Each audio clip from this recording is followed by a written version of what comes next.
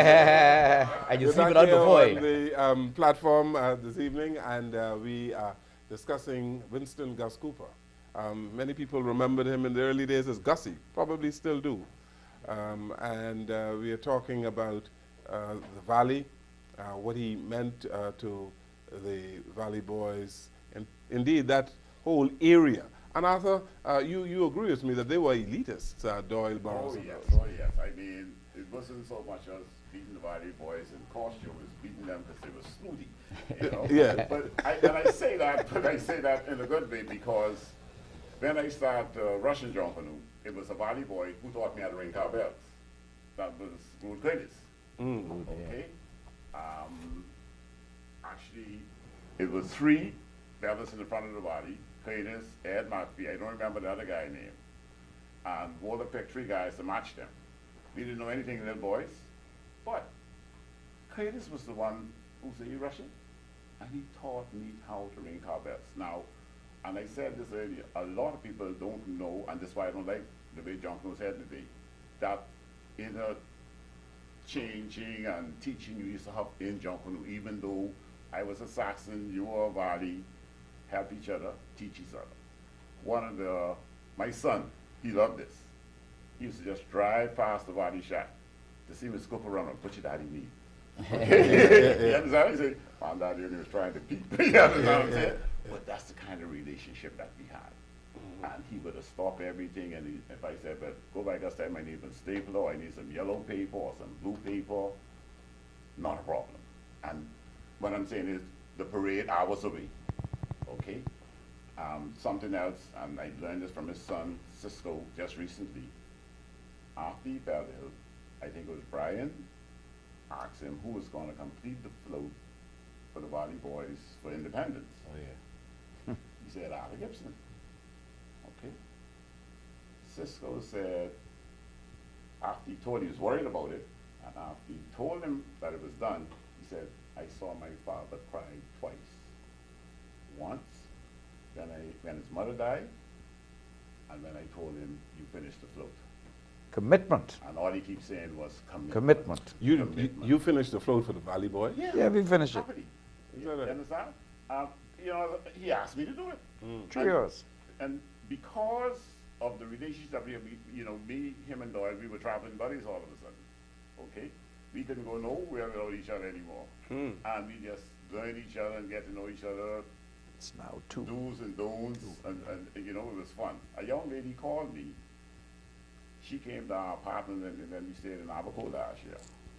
Didn't know Gus, but she couldn't believe we were sitting in the apartment eating tuna and grits. Then after that, we made conch salad, and we sitting down and talking to Mr. Cooper. You know, like, he's not a demigod, but she didn't realize that he's a human being, and he just was having fun all day. And she couldn't believe it. Cocktail like everybody else. Yeah. That's Mr. Cooper. I said, "Yeah, you cool, man. I'll work with him." Okay. Gus was a designer, wasn't he? He did a tremendous amount of research, I'm sure. Oh, Gus has a library. If you look at the books that Gus collected over the years, I remember in 1968, we went to Mexico for the Olympics. We went into the museum in Mexico City. We was doing the Aztec Indians. We went in the museum, and the first thing they say, you can't take no camera. It ain't like today you got your phone. We took pictures in the museum, me and him, of the costumes that we wanted to portray in 1968. And everywhere he go, he was focused on, hey, we could use this or use that. And Gus will find materials that, he'll go in a fabric store and find materials that you could use in John Canoe. We were always looking. Like one fellow remind me when we went to Jamaica, and they had a little carnival. We was right across the street from the Pegasus. And I said, boy, we could use that in John Canoe. When we went to Barbados for Grifter, they had the yellow horns, the foghorns they used. I asked Austin Seeley where to get them from. He told me to get them from Lily White in London. I come back and say, Gus, we got to get these horns. You see these things, you say, we could improvise. When we go to Brazil, the same thing. You know, you don't need to bring the parade or bring it, but you see things that you could adapt. And this fella fit right in. Yeah. In addition to him being a designer in the early years of the Valley Boys, you know, he was for lack of a better word, a one-man band. He did designing, he was the dancer, he worked on costumes, he was responsible for the administration of, obviously, he was the leader of the group. But when I first joined, he was still a good dancer. And a lot of the younger kids in Junkanoo and in the Bahamas cannot appreciate how good a dancer he was because the photographs and the video is not available. But for those of you who can remember Junkanoo when Gus was a good dancer. And I'm a bit disappointed that they can't see that because occasionally people will say, old man, where you going? And I would say to myself, boy, you should see me in the back of the dance. And you tried to capture some of Gus's legacy in a book that you wrote a few years ago. And regrettably, others haven't. And hopefully, during our time of reflection in the next few days, we'd be able to recapture some of these memories because people only know the Gus that they would have seen the last 20 or 30 years, but they wouldn't have known how good he was at some of the things that he did back then. And without fear of contradiction, I think he was a little ahead of his time. He was a very transformative figure, and we're going to miss him, but we're going to be obligated to continue his legacy. Yeah. He was a role model, Campbell, Cleare. He was, absolutely. And let me tell you, one of the difficulties that I had as a consequence of Gus relying on me. I've forgotten when Jerry McSweeney died. I've forgotten the date now, but the Valley Boys had no sponsor. I knew Jerry McSweeney very well, and I encouraged Jerry to sponsor the Valley Boys. That is the worst thing that I ever did in my life. Because Gus, from then on, considered that I was responsible for getting every single solitary sponsor for the Valley Boys. And let me tell you, he pressed me every minute of the day. He would call me 6 o'clock in the morning. Need money. You up? Need some money, you know? And the only time that I ever saw fear in Gus's voice or heard it in his voice is when he thought we may not get money to go to Bay Street. But he, like Brian said initially, he pushed you to the point where you go in and you can find that money. And I, thank God, I've been able to find the money since then. You've been a fundraiser for the Valley Boys for decades. And respected. Gus, respect him. Plenty of people you don't respect. Don't let him give you something and you can't deliver. Respect is gone. Me being on the outside knew that. That boy can't make your money doing fool, man. He ain't got a sponsor yet. fellas like the Prime Minister there. You know, sometimes when Gus got mad, Gus would tell you whatever come to his mouth. Pertaining to Junkanoo, I always tell him you need a life. Other than Junkanoo. You know, So Junkanoo was his life. Only life. Absolutely. Campbell said it Only earlier, and he said it so well. You know, he did so much, but was never remunerated for it. Okay, and he could tell you, Walter could tell you. I always told him that. Okay, I said, man, you know, y'all don't have nothing. You know, they propelled this thing to where it is today. The national art form. And it's being dismissed. Mrs. Jones, you know, their contribution to me is being dismissed. You know what we forget? Gus had you know when you go to racetrack, you had a daily double. First and second race. Gus always had a daily double. See, he could never do it by himself. He had a silent partner for 55 years. A silent partner, up to the day. The silent partners still don't get the respect. Up to this day. I always tell my chairman that he don't, you know. He picking on me again. No, I ain't picking on you. I saying the truth. You know, Gus wouldn't build a costume unless I'm there to frame it. No question, but there's no question about that. Gus would even contemplate doing anything without Doyle. He design it and he say, well, I need it up there. That's all he can say. Burrows, how we can do it. And you know, you asked the question earlier, where will the Valley Boys go without Gus being president? You have Doyle. For years, fellas been saying when Gus retire, they can retire, right? Yes. I just wanted to retire before him. But he wouldn't retire. There's one thing that has been eluding Gus from stepping aside the last few years, and that's us winning a few straight and a streak.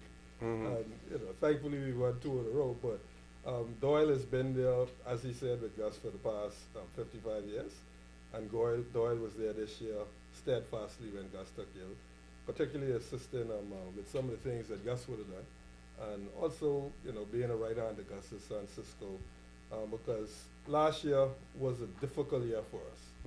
We had some deaths amongst our group, and indeed Gus's own son even passed away.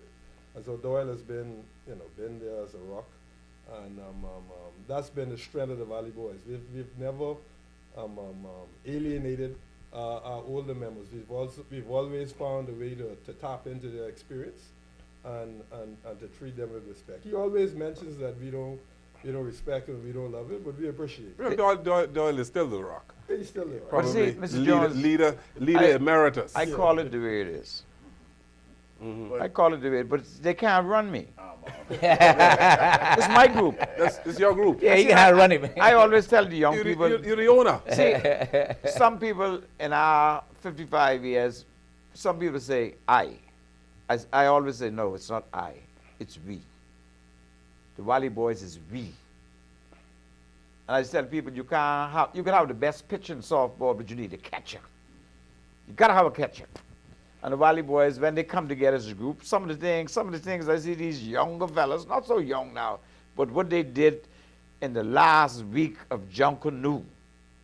2 names, Francisco Cooper and Denny and Mr. Clinton. Some of the things I see them young fellas get, I ain't got no worry about where the Valley Boys heading. You must concede, though, that even though he was not remunerated for his work in Junkanoo, he's highly respected, isn't he? Yeah. And his name is a household name in the country. See, I always tell him, I say, you know something, you were the director of sports. You were a lecturer at the College of Bahamas. But people don't know you as that. No, that was Junkanoo. They only know you as Junkanoo. You have no other life but Junkanoo. Gus is a member of the Sports Hall of Fame. Nobody don't even know that.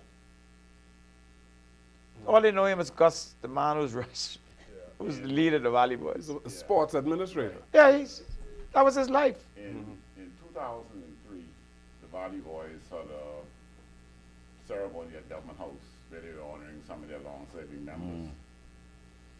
Being the little mischievous person that he was, he invited me. Okay? Front row in the center. And, I assume he invited some other group leaders, but they didn't show up. But what surprised me that night, everybody who approached him, Mr. Cooper. Young or old. I honestly, I couldn't get over that. Okay? Everybody. Didn't I, Mr. Cooper? Yes, Mr. Cooper? Yeah. And that touched me. Well, big grown men in the valley were afraid of Gus Cooper. Oh, absolutely.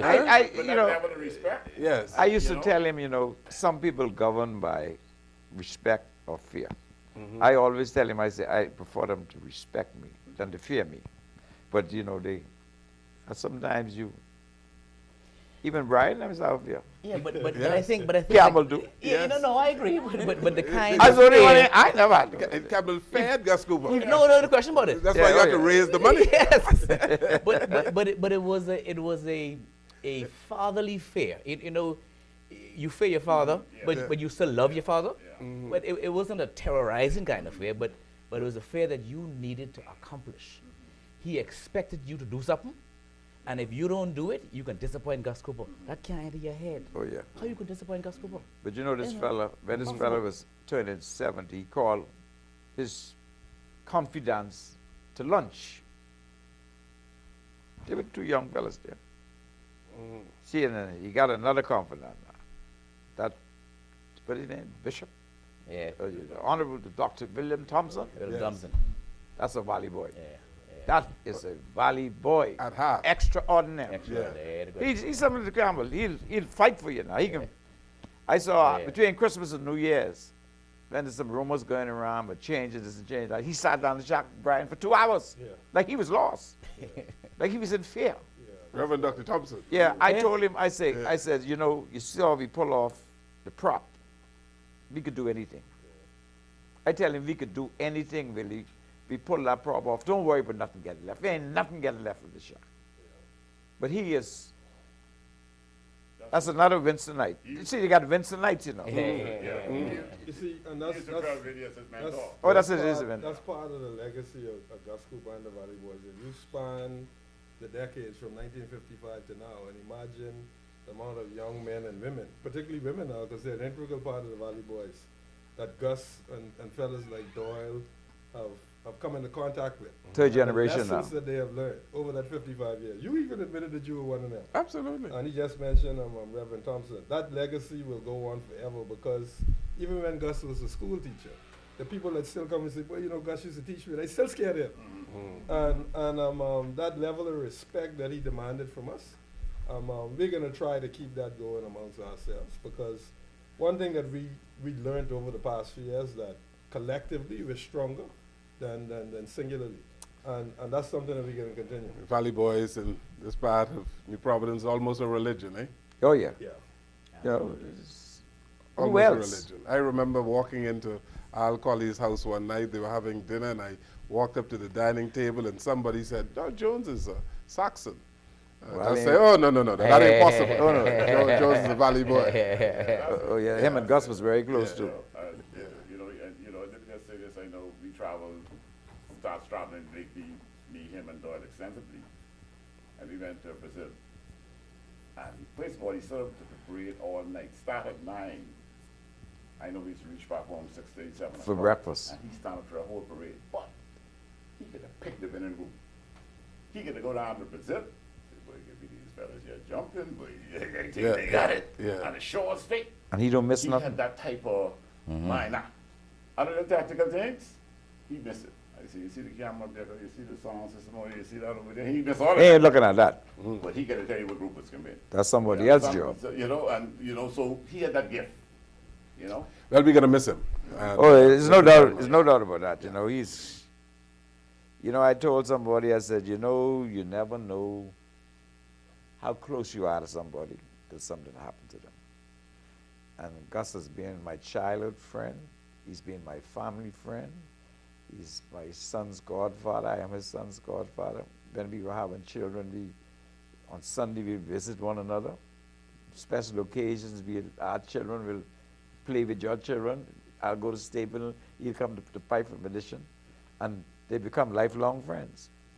And you know, when Tony died, the way I see my sons step up, and just like now with Gus, they step up. You know, they got to step up. That's his godfather. Yes. But he respect that godfather. You know, you got two, but that's the one that he really has all the respect for.